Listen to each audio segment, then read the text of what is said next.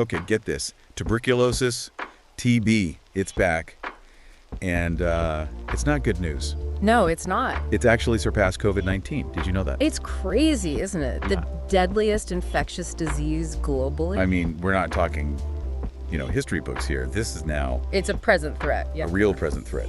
So we're diving deep today. We've got an article from herbalbloom.org. Okay. We've got this podcast, The Lost Book of Herbal Remedies, and a whole bunch of research studies, too. Sounds like we're well equipped. Yeah. Oof. We really want to understand, why is TB making this comeback? Yeah. Why is it so hard to actually deal with? Right. And you know what's out there to fight it. Yeah, the potential solutions, yeah. So right off the bat, what are the numbers looking like? Well, the World Health Organization reported over 8 million new cases in 2023 alone. Seriously? And that led to 1.25 million deaths. Wow. Okay, so where is this happening? It's a global issue, but it disproportionately impacts low and middle income countries. India, in particular, has a large number of cases. So it's not just resources, though, right? No, it's a perfect storm, really.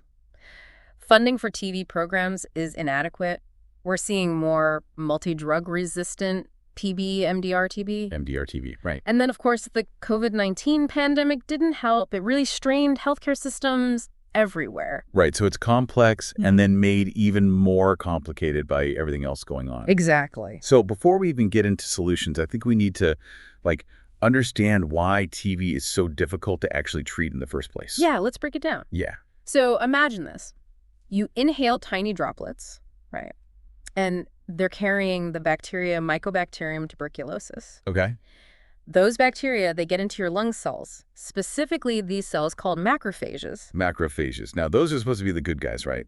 Like they fight infection. Yeah, they're like the guards of your immune system. So what, they just let this bacteria in? Well, TB is very sneaky. Normally, macrophages would destroy invaders, but TB has found a way to stop that. It actually uses the macrophage as a shield to multiply.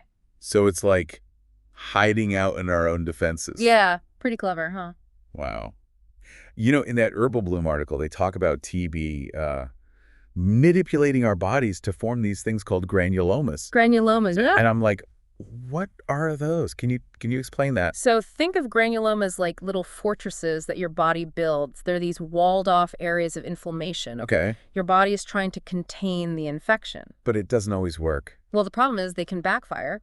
They slow down the spread, but they also give TB a safe place to hide out. Oh, so it can stay there for a while. Sometimes for years. Oh, wow. So it's like a ticking time bomb almost. Exactly. And here's another layer of complexity.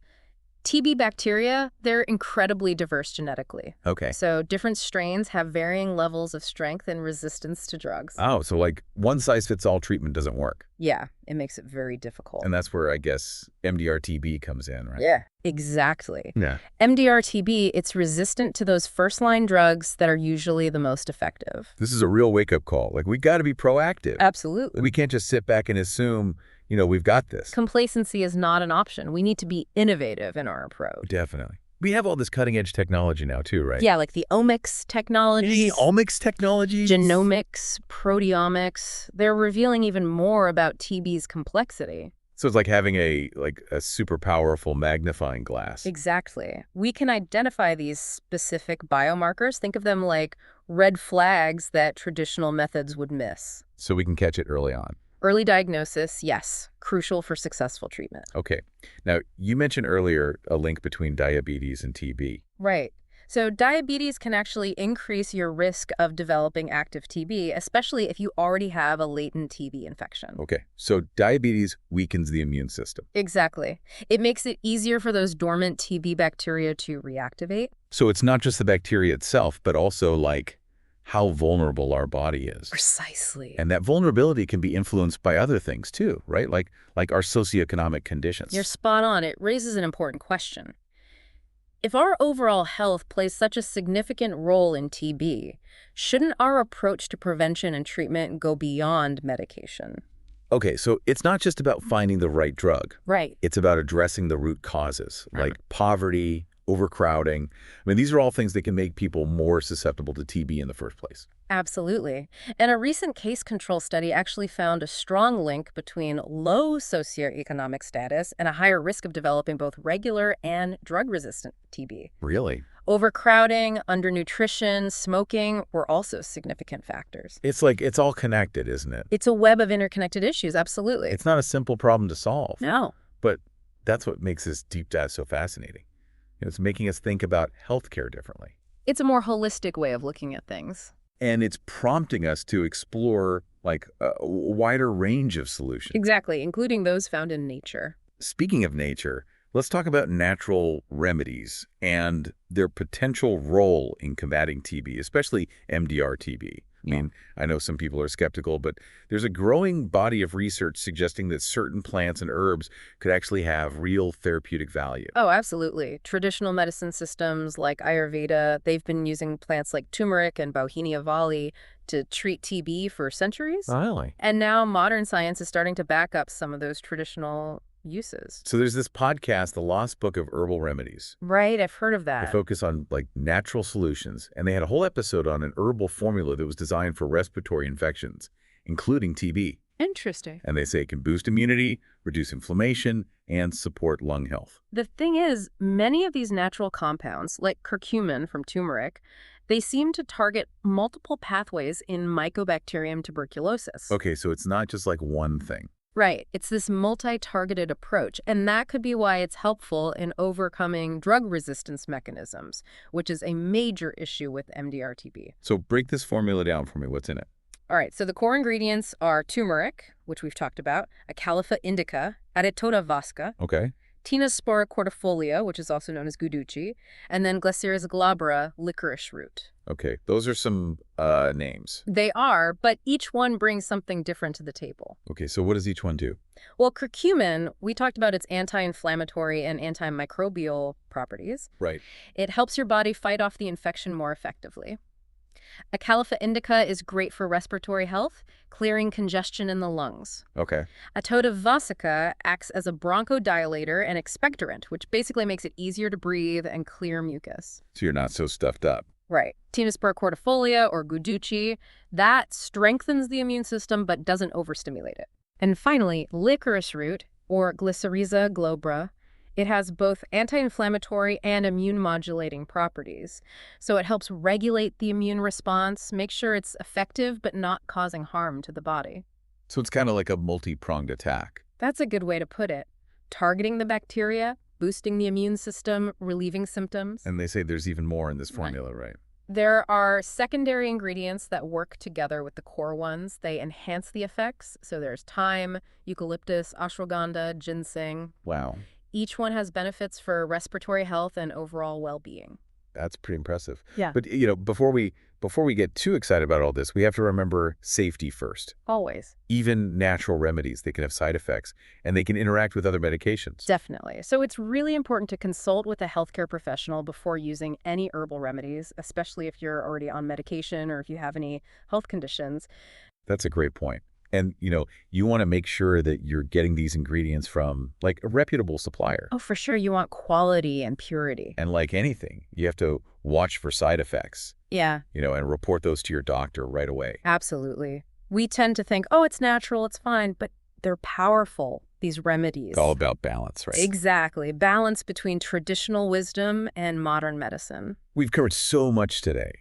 The fact that TB is resurging, how complex the disease actually is, the potential role of these natural remedies. It's really fascinating. It is. And it's really making me think about healthcare differently. In a more holistic way. It's not just about treating the disease, it's about treating the whole person. Exactly. The physical, but also the social, the economic, even the environmental factors that impact our health. It's really eye-opening. It is. So we're back, and, thinking about it, it's incredible how TB, something we think of as like a disease of the past, Right. is still so relevant, so present today. Yeah, and one thing that really stood out to me when I was, researching all of this was just how resilient Mycobacterium tuberculosis is. Like it doesn't want to go away. No, it does not. It's been around for thousands of years, learning how to survive inside us, how to, dodge our defenses, even become resistant to some of our strongest drugs. So how do we even stay ahead of something like that? It's a challenge for sure.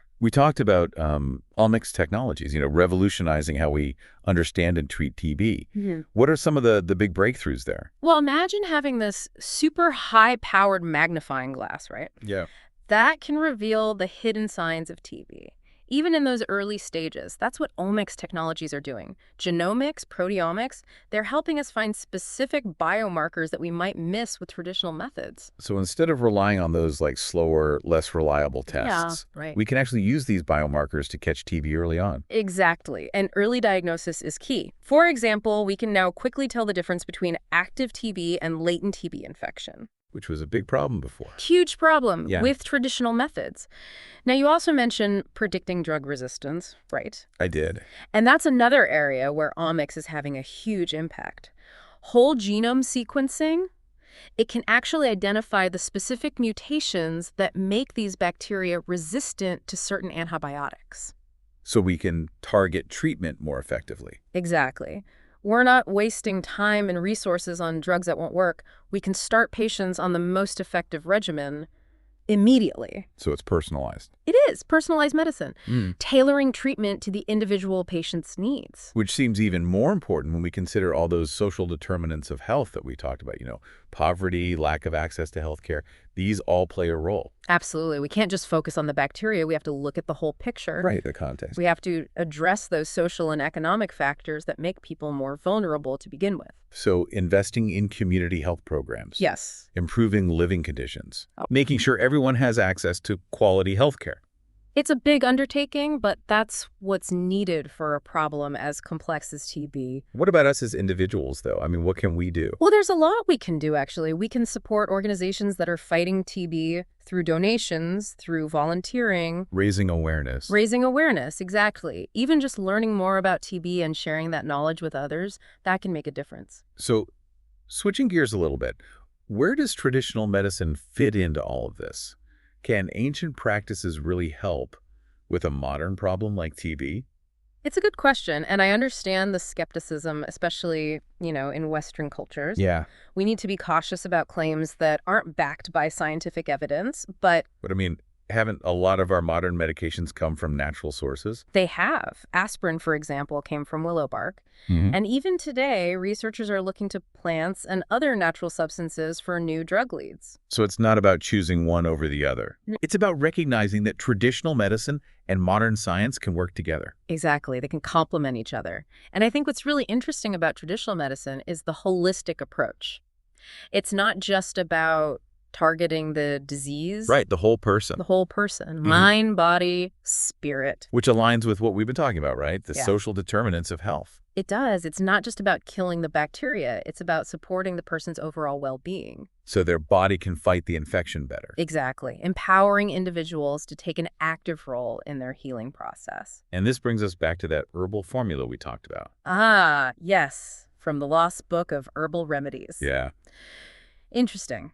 While we need to be careful about making claims, it is fascinating to think about how it might fit into a holistic approach to TB treatment. It is. The formula focuses on strengthening the immune system, reducing inflammation, supporting lung health. Sounds familiar. Right. It really resonates with the principles of traditional medicine. Using those natural ingredients to maybe offer a gentler, more holistic way to manage symptoms alongside conventional treatments. Potentially. But, and I think we can't emphasize this enough, talk to your doctor first Always. before using any herbal remedies, especially if you're already taking other medication. Absolutely. Or if you have any underlying health conditions. TT first. Always paramount.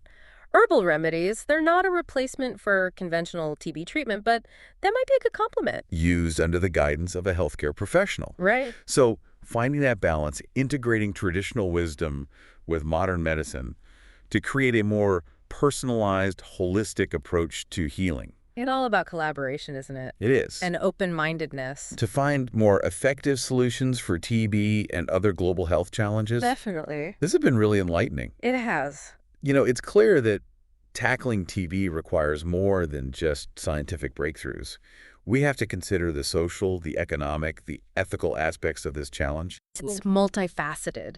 But I think this conversation has shown that even in the face of adversity, there's hope. Absolutely. Yeah. By combining scientific rigor with traditional wisdom and, really understanding the human experience, Yes. we can move towards a healthier future for everyone. A future free from TB. And speaking of a healthier future, in our next segment, we'll dive into those ethical considerations surrounding TB treatment and what it all means for you, the listener. We've covered a lot of ground in this deep dive. We've talked about the science, the resurgence, the treatments, even some natural remedies.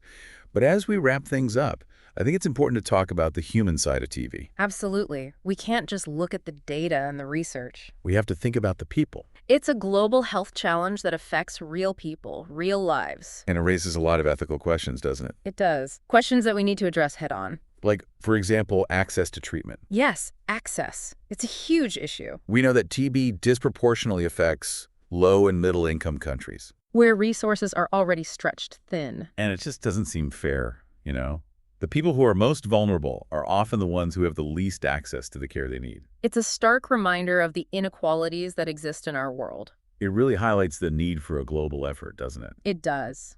Wealthier nations have a responsibility to step up and support TB control efforts in less developed countries. To work towards a world where everyone has a chance at a healthy life. Regardless of where they're born or how much money they have. Another ethical concern that comes to mind is drug resistance. Yeah, we touched on MDR-TB earlier. And it's clear that the way we've used antibiotics, sometimes overusing them, misusing them. It has contributed to this problem. We've created these superbugs that are much harder to treat. It's like we had this amazing tool and we didn't use it responsibly. And now we're dealing with the consequences. We need to be much more careful about how we use antibiotics. Only when absolutely necessary. And making sure patients finish their entire course of treatment. Otherwise, the bacteria can adapt and become resistant. Creating an even bigger problem down the line. So education is a big part of this. Absolutely. We need to make sure both healthcare providers and the general public understand the dangers of antibiotic resistance. Knowledge is power, right? It really is. The more we know, the better equipped we are to make informed decisions and protect ourselves and our communities. And, we also have to talk about the stigma surrounding TB.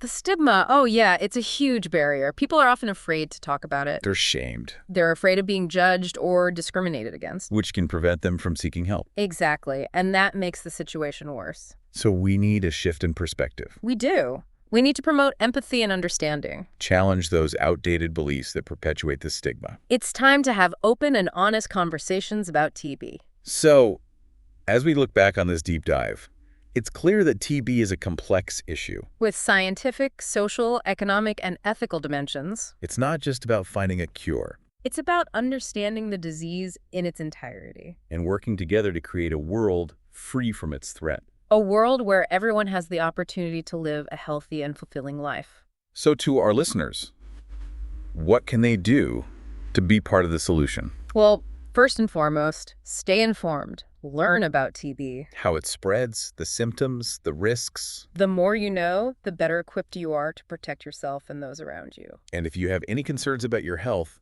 don't hesitate to talk to a healthcare professional. Early detection is key.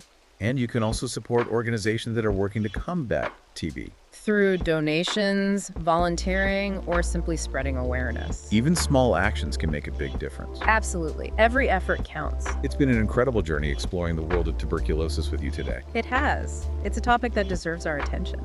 And we hope this deep dive has left you feeling informed and empowered. We hope it sparked a desire to learn more, to get involved, and to be part of the solution.